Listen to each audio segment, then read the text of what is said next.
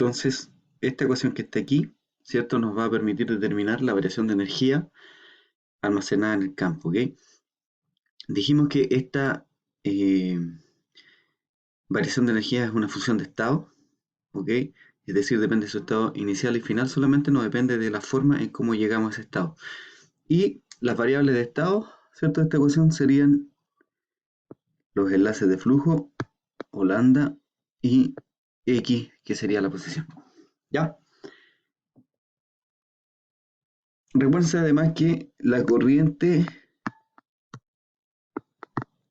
y los enlaces de flujo están relacionados por la curva del material ferromagnético, ¿sí? Entonces, de alguna forma igual la corriente podría ser una variable de estado, pero es dependiente de lambda, o lambda es dependiente de la corriente, por lo tanto solamente se puede tomar una, ¿ya? Entonces nosotros vamos a considerar las variables de estado, en este caso, lambda, x, ¿ya? Bien, entonces tenemos, si reescribimos nuestra función en términos de las variables de estado independientes, tendríamos que la variación de la energía, que es función de lambda y de x, va a ser igual a la corriente, que es función de lambda y de x, por la derivada de los enlaces de flujo menos la fuerza, que va a depender de lambda y de x, por la derivada de la posición. ¿Ya? Esta es la ecuación que derivamos anteriormente, escritas ahora en función de las variables de estado, ¿ok? Por otro lado, si la variación o el campo, la energía almacenada en el campo depende de lambda y de x, si nosotros hacemos la derivada de omega FLD, ¿cierto? Que es función de lambda y de x, vamos a tener la siguiente ecuación, ¿cierto? La derivada de la energía almacenada en el campo, que es función de lambda y de x, ¿sí? Va a ser igual a la derivada parcial de la energía almacenada en el campo por d lambda, ¿cierto? Considerando la otra variable constante, que en este caso sería la posición, por d lambda, más la variación de la energía almacenada en el campo respecto a dx por dx, considerando la otra variable constante, que es lambda, ¿sí? Y fíjense que aquí tenemos dos ecuaciones, ¿ok? Que describe la variación de la energía almacenada en el campo. Así que podríamos igualar término a término. ¿Y qué es lo que tendríamos? Fíjense que aquí tenemos de lambda y de lambda. Por lo tanto, y, que es función de lambda y de x, va a ser igual a la tasa de cambio de la energía en función de los enlaces de flujo, considerando x constante. Y por otro lado, aquí tenemos dx de x. Por lo tanto, la fuerza, que es función de lambda y de x, va a ser igual a la tasa de cambio de la energía almacenada en el campo en función de x, ¿cierto? Considerando ahora lambda constante, ¿sí? Nada más que igualar 1 y 2 término a término, ¿ya? Y eso está expresado aquí. Y la parte más relevante es esta, ¿sí? Fíjense que ahora la fuerza magnética, que es función de los enlaces de flujo y de la posición, va a ser igual a menos la tasa de cambio, ¿cierto?, de la energía almacenada en el campo respecto a la variable de la posición, considerando los enlaces de flujo constante, ¿ok? Entonces, encontramos nuestra ecuación que finalmente estamos buscando para determinar la fuerza magnética, ¿cierto?, en función de la variación de la energía en el campo, ¿ya?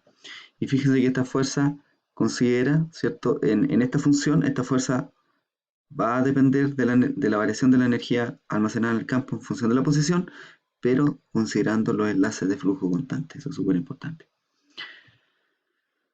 Ok, entonces ahora vamos a pasar a definir los conceptos de energía magnética, o energía de campo y coenergía, ¿ya? Entonces vamos a considerar este dispositivo que tenemos aquí, que es un núcleo tipo O, abierto, es decir, la O, que sería esta parte de aquí y esta de acá, está formada por dos piezas metálicas, es de acero magnético, en donde tendríamos una C y una I, y esta pieza que tiene forma de I está amarrada o empotrada, ¿cierto?, a una base fija, y por lo tanto solamente se puede mover en función de este resorte, ¿sí? Cuánto se estira o se contrae este resorte. Esta pieza se puede mover solamente en la dirección X, ¿ya? Y por otro lado tenemos en la C, tenemos una bobina que está alimentada con una tensión B y circula una corriente I, por lo tanto aquí vamos a tener enlace de flujo, esto tiene N vueltas y por lo tanto los enlaces de flujo van a ser N por el flujo, eh, el flujo los enlaces de flujo que son el flujo lazado va a ser igual a N por el flujo que circula por el fierro. Aquí conviene poner flujo, ¿ok? Y los NFI son los lambda, ¿sí?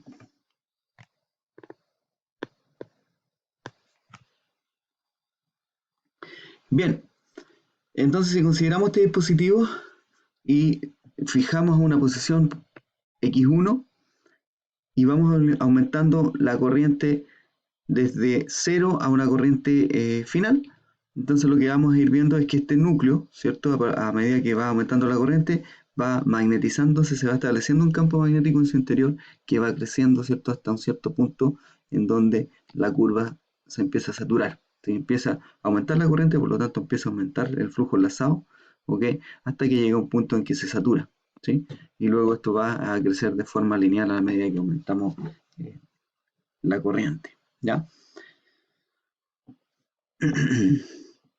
Bien, entonces para ese dispositivo, ¿sí? Si nosotros aplicamos el principio de conservación de la energía, ¿qué es lo que vamos a tener? ¿Cierto? Volvemos a nuestra ecuación inicial. La variación de la energía eléctrica va a ser igual a la variación de la energía almacenada en el campo más la variación de la energía mecánica. Nosotros sabemos que esto es I de lambda, ¿ok? Y esto de aquí es lo que queremos encontrar y la variación de la energía mecánica va a ser la fuerza por la variación de la distancia, ¿ok? Si nosotros mantenemos la pieza fija o la pieza móvil fija, ¿sí?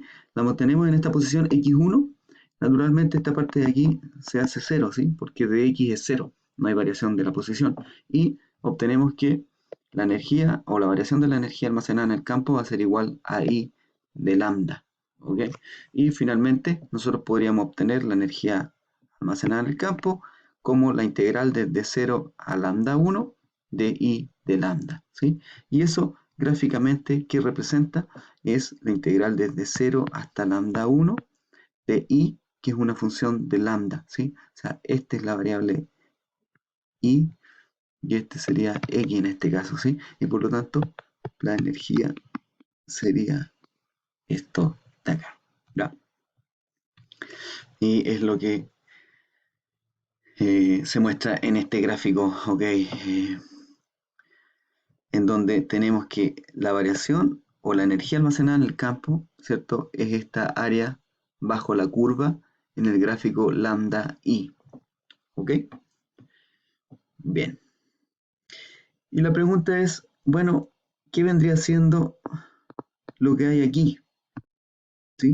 Si esto es energía magnética, ¿qué vendría siendo esto? ¿Ok? Eso recibe el nombre de coenergía. Y es una definición, no es una cantidad física, no es como la energía magnética que sí existe, que es una cantidad física, ¿ok? Esta es una definición, ¿ok? Que se define como la integral desde 0 a i sub 1 o desde i sub 0 a i sub 1, ¿ok? De lambda de i, ¿sí? Es finalmente el área en esta zona de acá, ¿ya? Entonces, coenergía no tiene sentido físico, pero es una definición. ¿Y por qué se recurre a esa definición? Porque muchas veces resulta más sencillo calcular la fuerza o el torque en estos dispositivos de conversión electromecánica de energía a partir de la coenergía, ¿ya? Es un tema de simplicidad matemática, ¿ok? Cuando se resuelven las ecuaciones, muchas veces conviene resolverlo a partir de la coenergía, ¿ya?